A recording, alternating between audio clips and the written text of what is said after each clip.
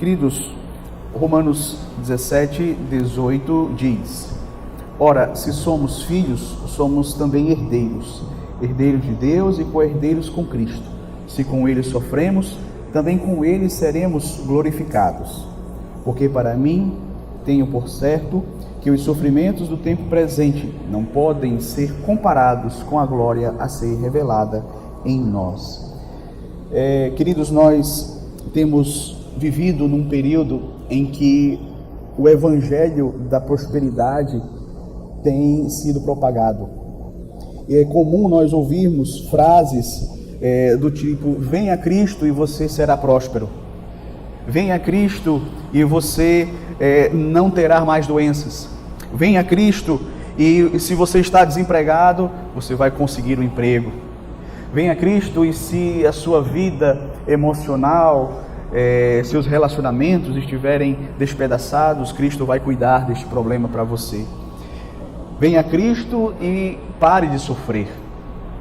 O que nós observamos, queridos, é que a palavra de Deus, ela não promete a mim e a você um tipo de vida aqui neste mundo sem sofrimento, sem luta, sem perseguição.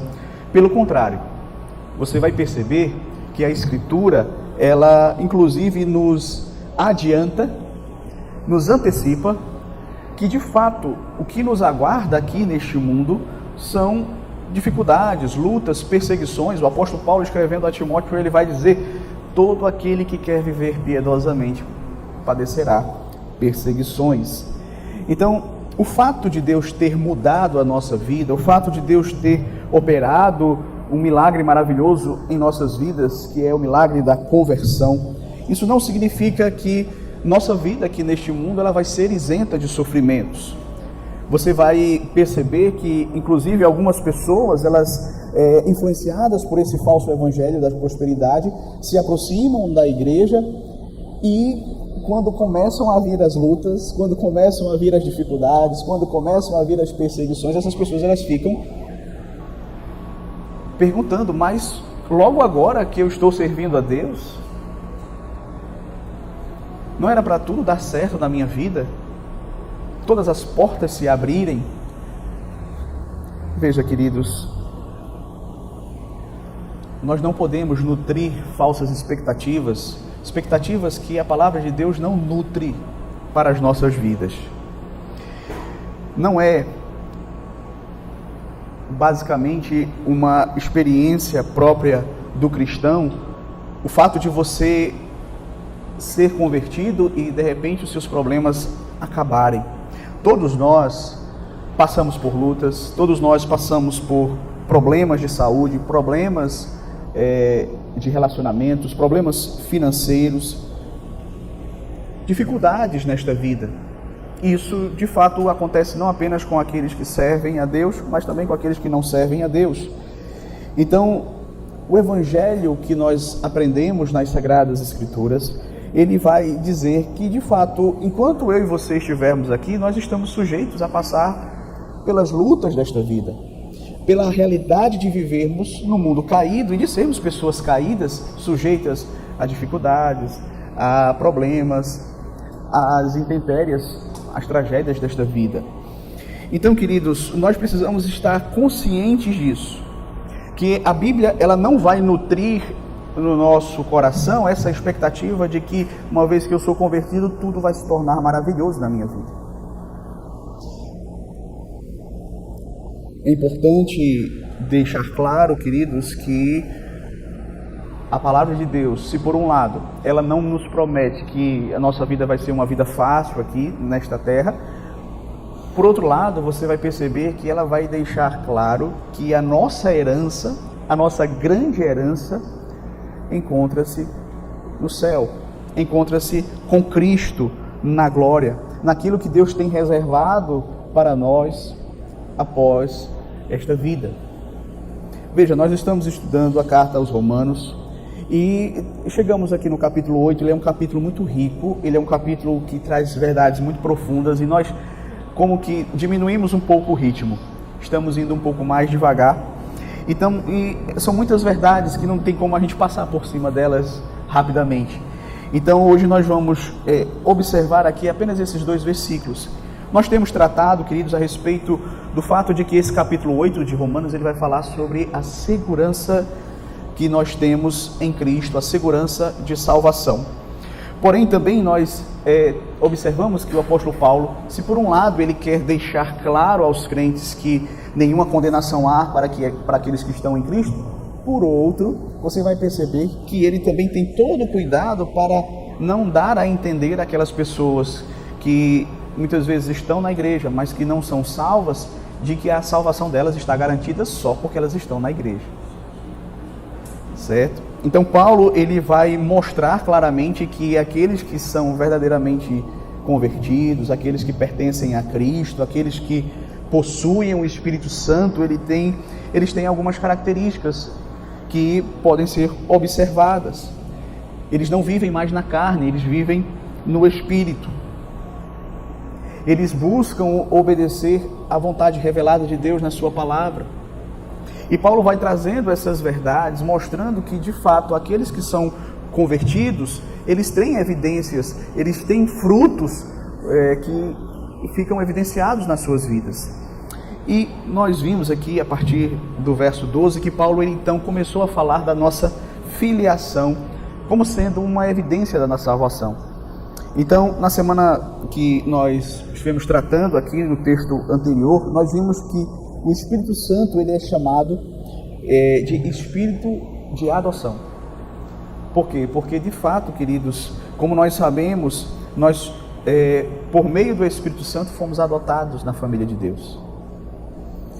E esse Espírito que agora habita em nós, ele então age em nossas vidas, confirmando que nós somos de fato filhos de Deus. Há um testemunho desse Espírito dentro de nós, ou seja, as evidências de que eu sou um crente verdadeiro não apenas podem ser devidamente observadas no meu comportamento, mas o próprio Espírito internamente, ele vai testemunhar com o meu Espírito de que eu sou um filho de Deus. É um testemunho interno que o Espírito faz individualmente em cada pessoa que ele habita.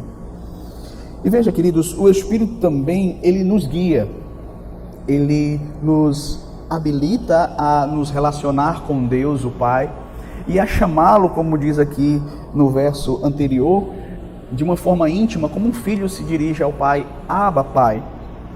E por fim, queridos, nós vimos que esse Espírito, ele de fato, ele está em nós, ele habita em nós, ele testifica com o nosso Espírito, ele nos capacita a ter esse relacionamento filial com Deus. Entretanto, Paulo aqui no verso de número 17, ele vai tratar a respeito de algo que vai decorrer desta filiação na qual agora estamos. Somos filhos de Deus. E Paulo ele vai fazer questão de mostrar que, uma vez que nós somos filhos, nós temos direito à herança. A herança que Deus tem reservado para nós. E nós, muito embora passemos pelos problemas, pelas dificuldades, pelos sofrimentos desta vida, mas Deus tem algo reservado para mim e para você, que é infinitamente melhor, que é superior a qualquer dificuldade que a gente possa enfrentar aqui nesta vida. Que na verdade não é nem para comparar com as lutas que nós temos aqui, de tão glorioso que é. Então, eu gostaria de olhar para esses versos aqui da Palavra de Deus, o verso 17, o verso 18, tirando aqui algumas lições para nossas vidas. Vamos tirar 3 lições. Primeiro, somos herdeiros de Deus e co-herdeiros com Cristo. Observe aqui que Paulo, no verso 17, ele vai ampliar o que ele já vinha dizendo a respeito da nossa filiação, para nos dar mais segurança, mais certeza da nossa salvação.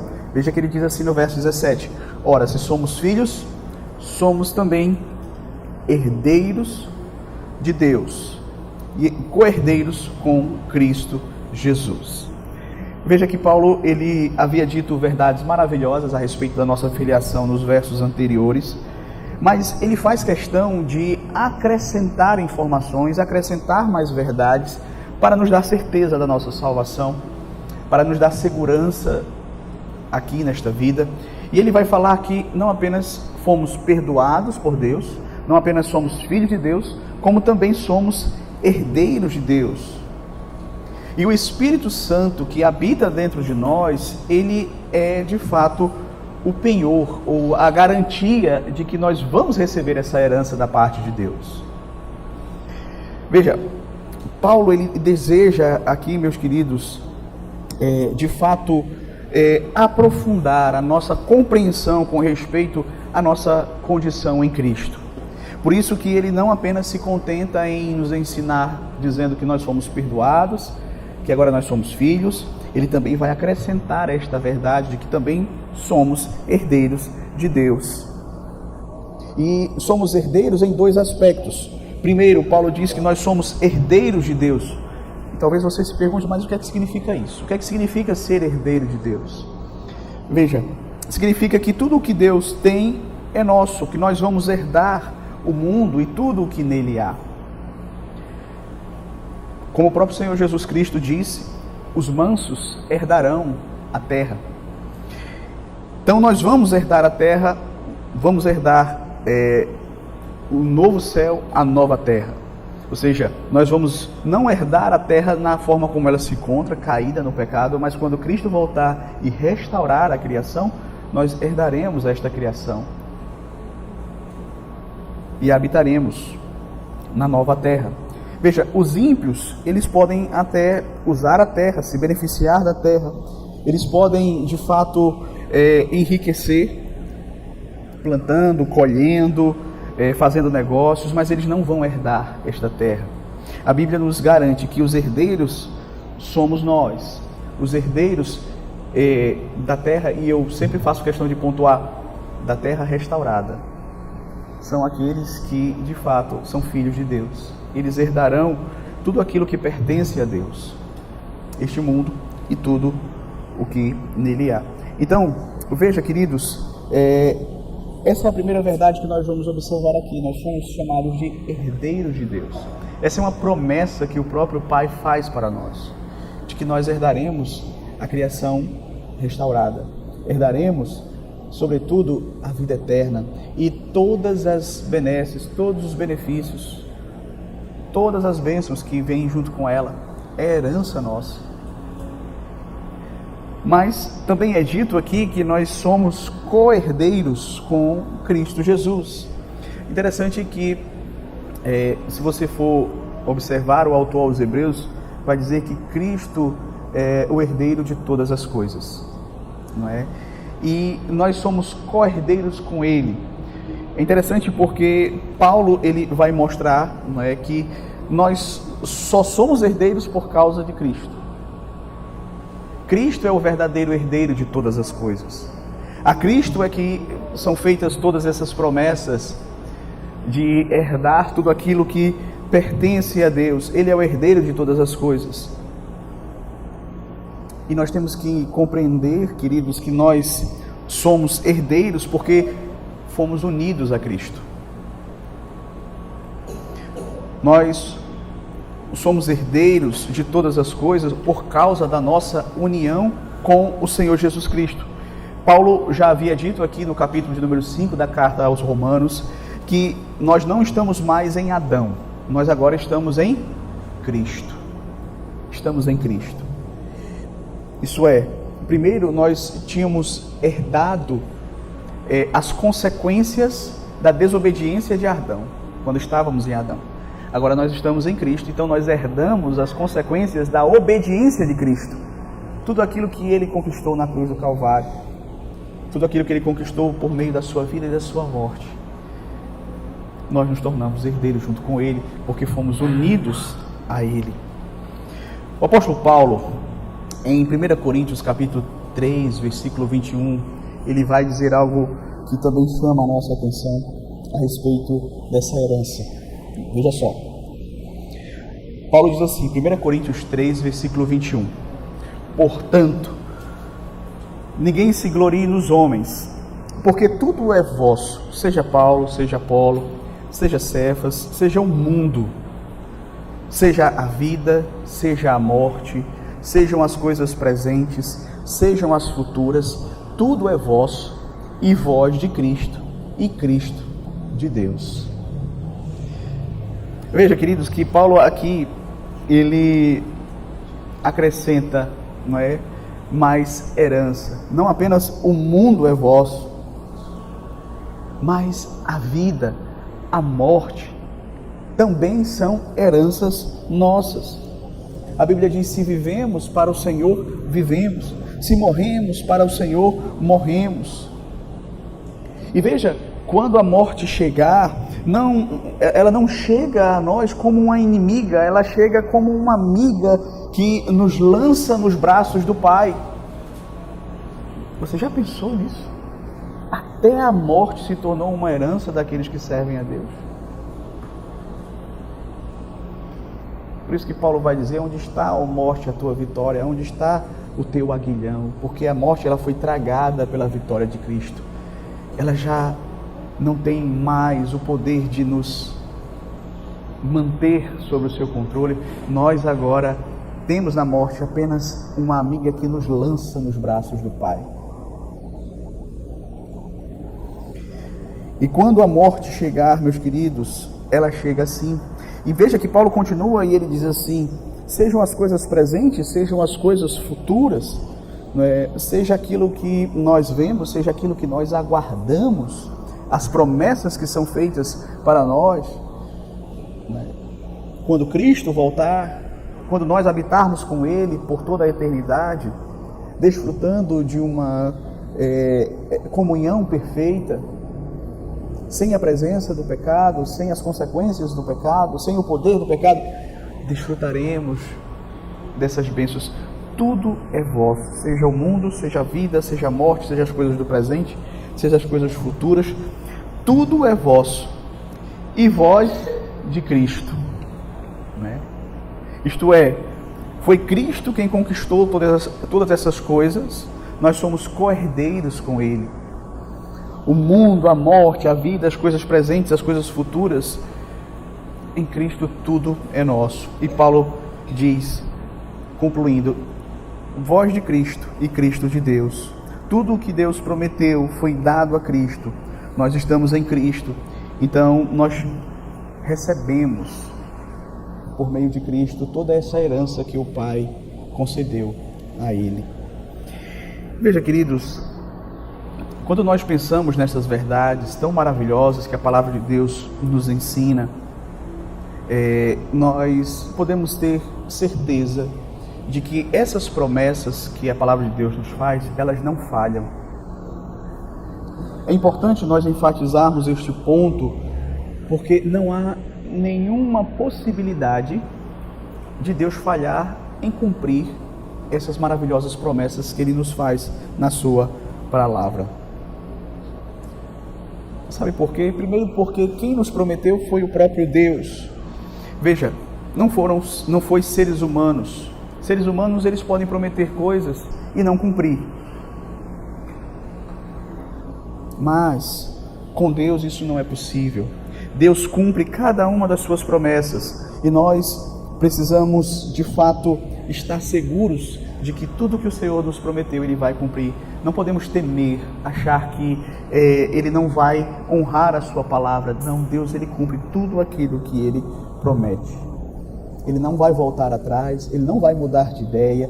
Ninguém é capaz de fazê-lo mudar de ideia. Ele vai cumprir essa maravilhosa promessa.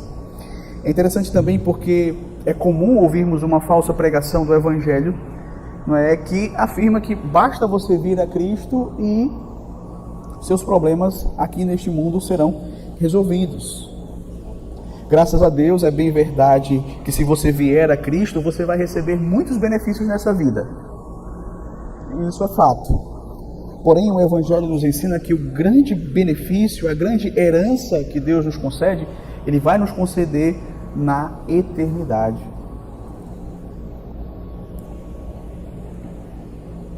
Mas você não vai perceber nessas pessoas que pregam esse falso evangelho essa ênfase. A Bíblia fala que nos últimos tempos os homens, as mulheres vão se cercar de falsos mestres segundo as suas próprias cobiças. Como que sentindo coceiras nos ouvidos para ouvir esses discursos. É como se os falsos mestres dissessem assim: o que é que ele cobiça? Eu vou falar sobre isso para atraí-lo, para prendê-lo, para fisgá-lo. E se por um lado você tem falsos mestres e falsos profetas que usam desse artifício, por outro lado você tem pessoas que estão com coceira nos ouvidos, para se colocar aos pés de falsos mestres que ensinam coisas que despertam nelas as suas cobiças. É comum, queridos, ouvirmos esta falsa pregação, mas de fato, a nossa herança, nós vamos ter muitas bênçãos aqui nesta vida, se nós servirmos a Deus, isso é fato. Muitas bênçãos, muitas alegrias, muito embora passemos por provações, tribulações, tristezas também. Mas a nossa herança e a nossa expectativa não está nesta presente realidade ou neste mundo caído, está naquilo que Deus há de revelar quando Cristo voltar. E veja, muitas vezes nós podemos ser atacados por Satanás quando muitas vezes nós falhamos, quando muitas vezes nós caímos, quando muitas vezes nós pecamos, não é? E Satanás pode chegar para nós e lançar as suas setas dizendo: mas é você que vai herdar a vida eterna? Você que ainda peca, que ainda cai? É você que está almejando essas grandiosas promessas celestiais? Você acha que Deus vai te conceder essas promessas? Você acha que você é digno delas? Veja, queridos, é interessante nós observarmos, não é? Nós somos herdeiros porque nós estamos unidos a Cristo. Ele foi quem conquistou tudo isso.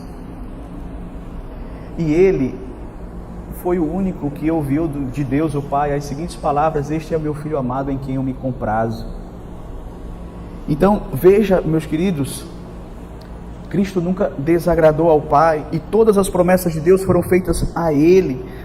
Portanto, se nós estamos nele, ainda que sejamos pecadores nesta vida, mas isso não vai afetar o fato que vamos herdar esta herança. Então recebemos tudo por Ele, todas as promessas de Deus para Ele se cumprirão e para aqueles que estão nele também. Essa é a importância de você estar unido a Ele pela fé. Essa é a importância de você se arrepender dos seus pecados, de você crer em Jesus Cristo para a sua salvação. Porque ou você tem como o seu representante Adão, e você está perdido, ou então você tem como o seu representante a Cristo. Se você tem como seu representante Adão, você vai herdar as consequências da desobediência de Adão, além das consequências da sua desobediência própria. Mas se você está em Cristo, saiba que você vai herdar as consequências da obediência de Cristo. E ainda que venhamos a pecar, nós sabemos que isso não fará com que a gente perca a herança que foi prometida a Ele e àqueles que estão nele. Segundo ponto que eu gostaria de destacar é que nós somos, além de herdeiros e co-herdeiros com Cristo, herdeiros de Deus e co-herdeiros com Cristo, somos participantes do sofrimento de Cristo. Verso 17 ainda. Se com Ele sofremos, também com Ele seremos glorificados. É interessante que Paulo, ele está falando aqui de herança, aí de repente ele muda a ênfase e passa a falar de sofrimento. Veja, dá para perceber a sequência, o passo a passo que o apóstolo Paulo faz aqui. Ele está falando que somos filhos de Deus, somos herdeiros de Deus, e aí ele começa a falar de sofrimento.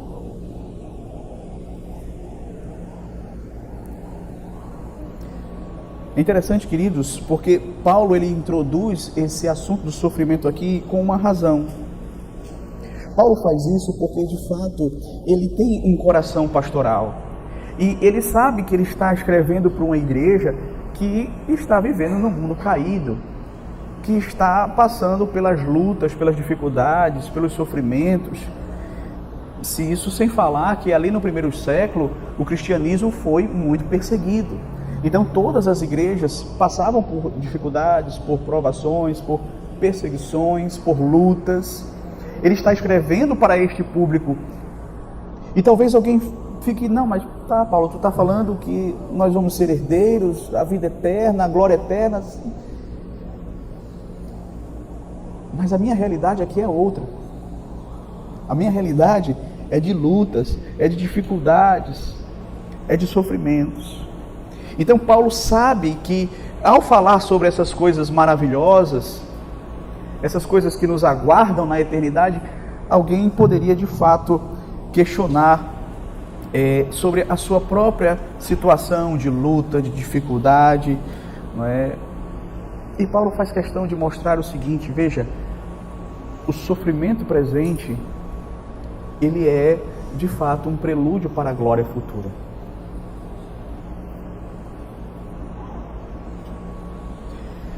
O sofrimento, meus queridos, você vai perceber, ele é um tema muito recorrente nas cartas do Novo Testamento.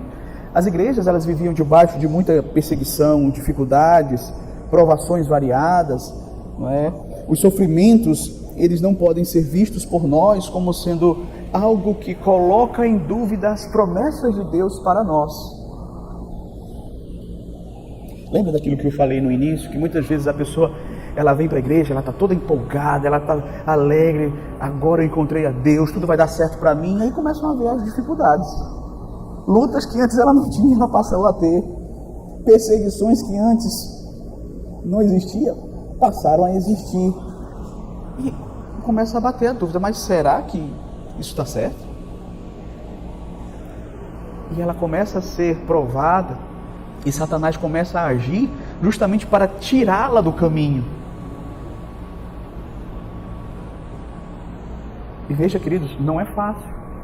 Nós estamos lidando na igreja, nós observamos claramente, muitas vezes as pessoas, elas estão na igreja, se batizam, quando batiza, você procura as pessoas, acabam indo embora. Não suportam, muitas vezes, as lutas, as dificuldades, as provações, as tribulações, as tentações de Satanás, né?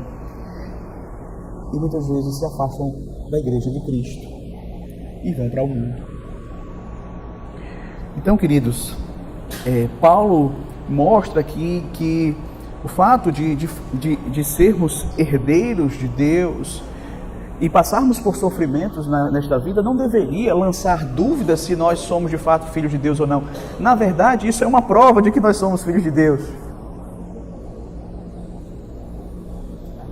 Porque o próprio Senhor Jesus disse, meu irmão e minha irmã, bem-aventurados sois quando por minha causa vos injuriarem, vos perseguirem e mentindo disserem todo mal contra vós.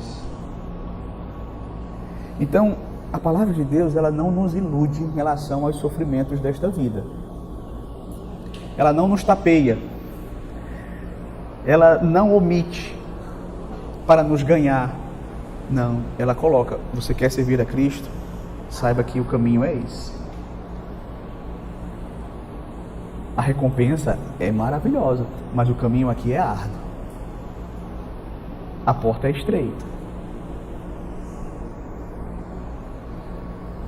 Então Paulo, ele tinha acabado de dizer que somos herdeiros de Deus e co-herdeiros com Cristo. E então ele lembra dessa nossa união com Cristo, não é?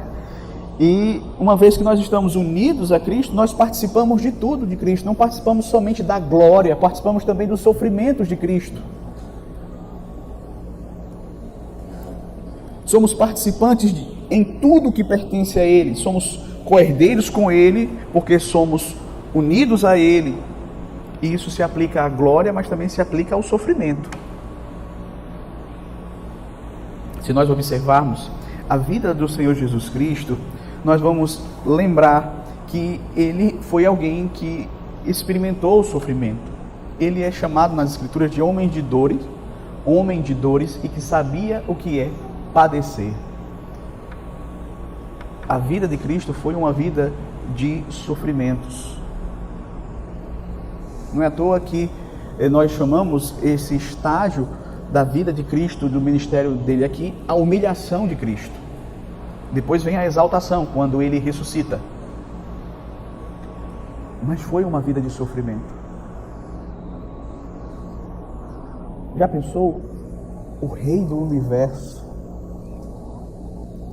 nasceu numa manjedoura, em condições mais precárias do que normal.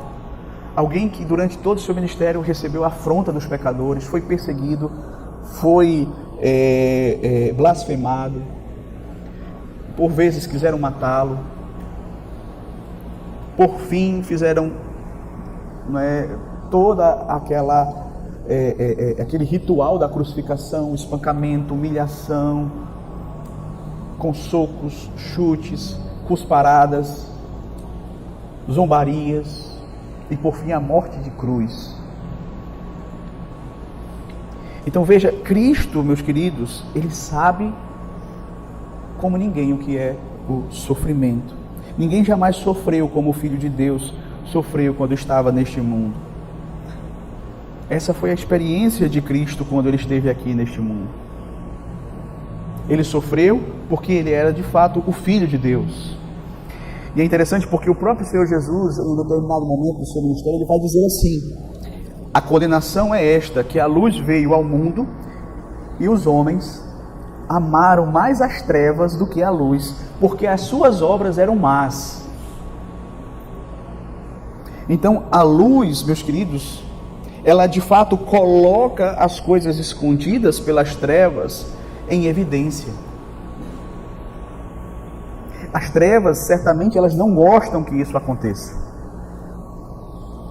Ninguém gosta de ser desmascarado, ninguém gosta de ser exposto, mas a luz, ela sempre tem esse efeito.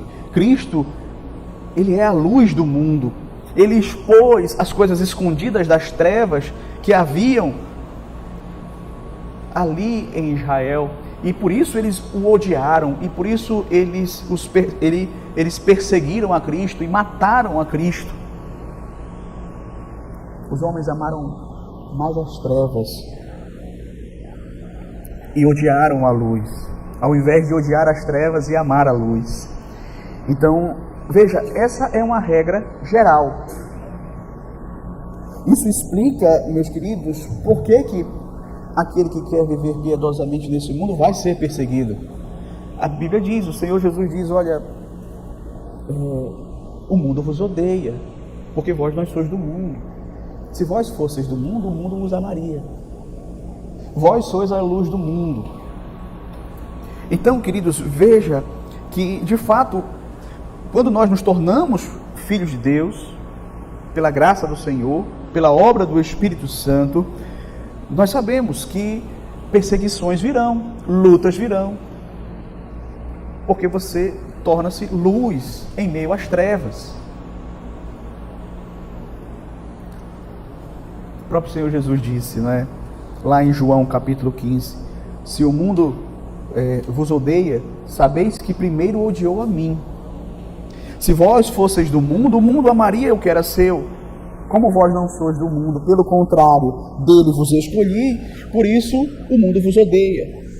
Não é o servo maior que o seu Senhor. Se perseguiram a mim, perseguirão também a vós outros. Então veja, não podemos estar unidos a Cristo, pertencer a Cristo, sem receber o tratamento que ele recebeu.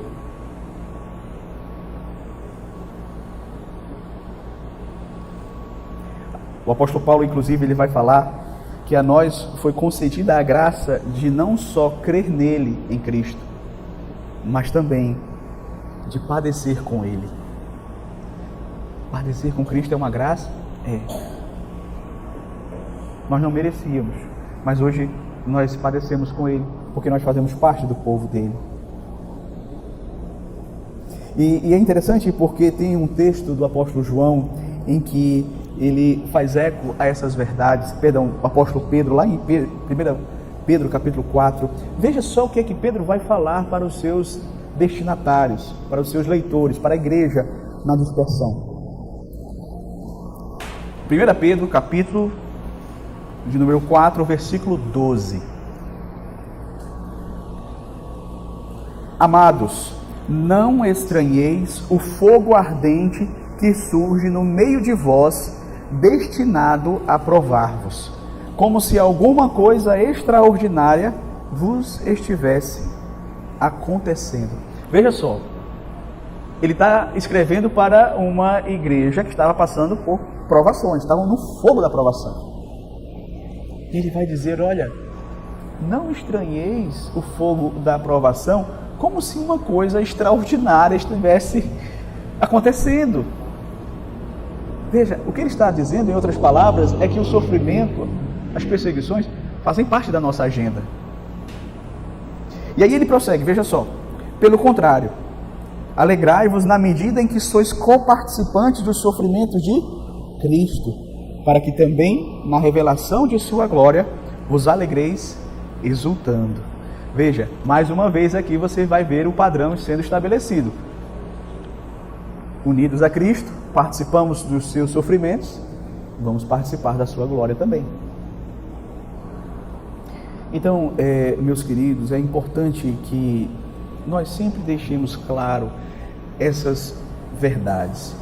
Não devemos pregar o Evangelho para as pessoas com muitas vezes aquela expectativa de que elas recebam o Evangelho, de que elas venham para a igreja, de que elas se convertam, contando a elas um falso Evangelho, pregando inverdades a respeito daquilo que a palavra de Deus diz. A palavra de Deus diz claramente que uma vez que você se torna filho de Deus, uma vez que você se torna unido a Cristo, você vai passar pelas lutas, pelas provações próprias de alguém que serve a Cristo neste mundo. Por sua fidelidade a Ele você vai passar. Entretanto, se com Ele sofremos, com Ele também seremos glorificados, com Ele também nós vamos herdar todas as coisas, todas as bênçãos maravilhosas da vida eterna. Então, nós precisamos deixar claro que o Evangelho, ele não faz essas promessas de que a nossa vida aqui vai ser fácil. Teremos muitos benefícios, mas a nossa grande herança, os nossos olhos estão voltados para aquilo que Deus tem reservado para aqueles que o amam no céu. Essa é a nossa grande esperança. É lá que está a nossa maior expectativa de herança. Mas continuando, queridos, vamos para o nosso terceiro ponto. Veja, nós somos participantes dos sofrimentos, mas também somos participantes da glória. Somos participantes da glorificação de Cristo. Veja aí o verso 17, finalzinho. Se com Ele sofremos, também com Ele seremos glorificados. Veja, a glorificação, ela é o alvo final da salvação. O que o apóstolo está nos ensinando aqui é que, de fato, nós seremos glorificados com Cristo. E a glorificação, queridos, ela é a plena libertação, a libertação completa do jugo do pecado em todos os seus aspectos. Do poder do pecado, das consequências do pecado, da presença do pecado.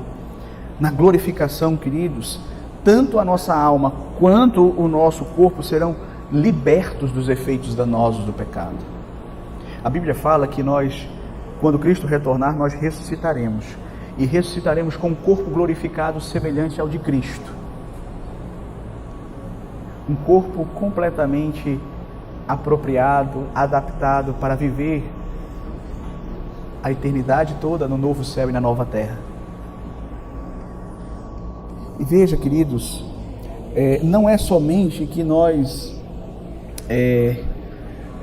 vamos voltar àquele estado em que Deus criou o homem no Éden.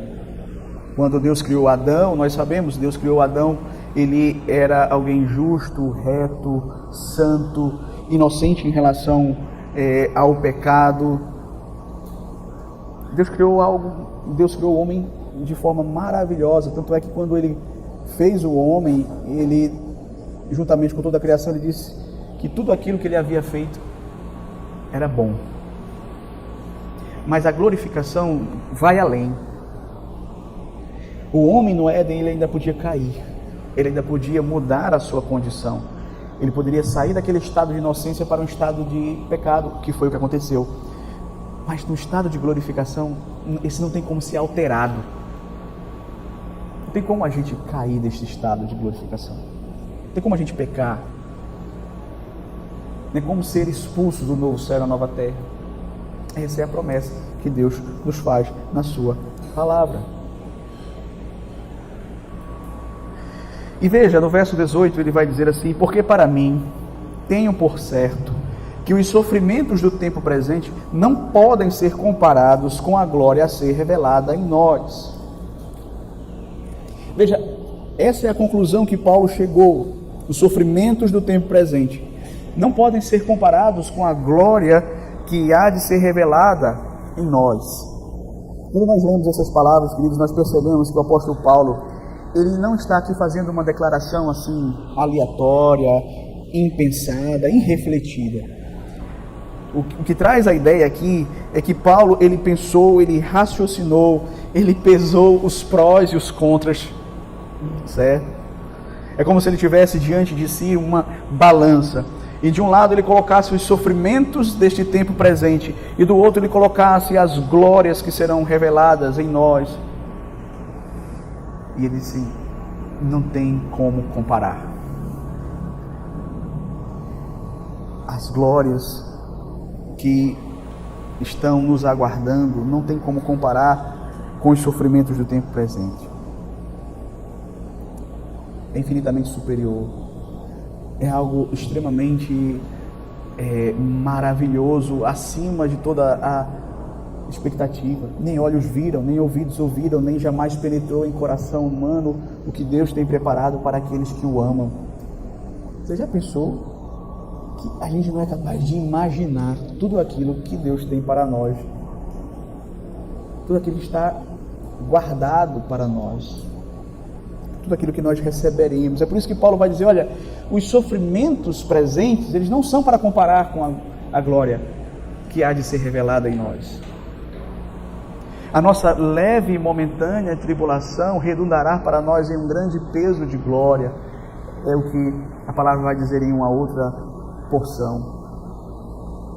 Então, queridos, nós precisamos ter isso em mente.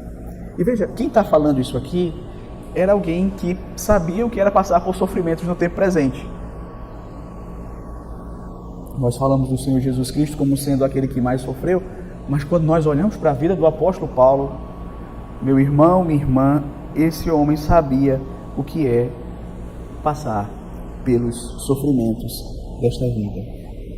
Se você olhar o currículo do apóstolo Paulo, lá em 2 Coríntios capítulo 11, do verso 23 ao verso 27, você vai ter lá o currículo dele. Eu vou ler aqui para os irmãos. 2 Coríntios 11, 23 e 27, diz assim: são ministros de Cristo, falo como fora de mim, eu ainda mais, em trabalhos muito mais em prisões, em açoites sem medidas, em perigos de morte, muitas vezes. 5 vezes recebi dos judeus uma quarentena de açoite menos um. Fui 3 vezes fustigado com varas, uma vez apedrejado em naufrágio, 3 vezes, uma noite e um dia passei na voragem do mar, em jornadas muitas vezes, em perigos de rios, em perigos de salteadores, em perigos entre os patrícios, em perigos entre os gentios, em perigos na cidade, em perigos no deserto, em perigos no mar, em perigos entre falsos irmãos, em trabalhos e fadigas, em vigílias, muitas vezes em fome e sede, em jejum, muitas vezes em frio e nudez. Veja, é esse homem que passou por tudo isso aqui, todo esse sofrimento aqui, que eu e você não passamos. Veja, nós não passamos algo sequer parecido com isso aqui. É este homem que está, obviamente, inspirado pelo Espírito Santo de Deus, dizendo que os sofrimentos da vida presente não são para comparar com a glória que há de ser revelada em nós no céu. Então, meus queridos, a conclusão que Paulo chega é que realmente não dá para comparar os sofrimentos do tempo presente com a glória que há de vir, que há de ser revelada em nós. E de fato, queridos, isso é algo que nós precisamos ter em mente quando nós passamos pelas lutas, pelas dificuldades, pelas tribulações, pelas decepções, pelas frustrações, pelas expectativas que foram frustradas, pelas notícias que muitas vezes fazem doer o coração, às vezes aquele diagnóstico médico de câncer ou de uma doença também grave. Muitas vezes, quando nós recebemos essas dificuldades, essas lutas, nós nos entristecemos. Mas nós precisamos ter em mente, queridos, que enquanto nós estivermos aqui neste mundo, nós estamos sujeitos a esses sofrimentos. Aos sofrimentos comuns aos seres humanos e, além deles, os sofrimentos que redundam da nossa fidelidade a Cristo. Por sermos perseguidos, por sermos alvos de difamação, de perseguição, por sermos luz em meio às trevas. Mas nós nunca podemos nos esquecer que esses sofrimentos, eles são passageiros, eles são temporários. Esses sofrimentos, meus queridos, eles são pequenos diante da grandiosidade, da infinitude, da eternidade daquilo que Deus tem reservado para nós. É por isso que Paulo vai dizer: tudo é vosso, seja o mundo, seja a vida, seja a morte é vossa. Porque agora ela vai se tornar apenas uma passagem para que você deixe de ser herdeiro aqui e seja herdeiro lá. Então, queridos, é importante nós termos isso em mente, ter isso em nosso coração.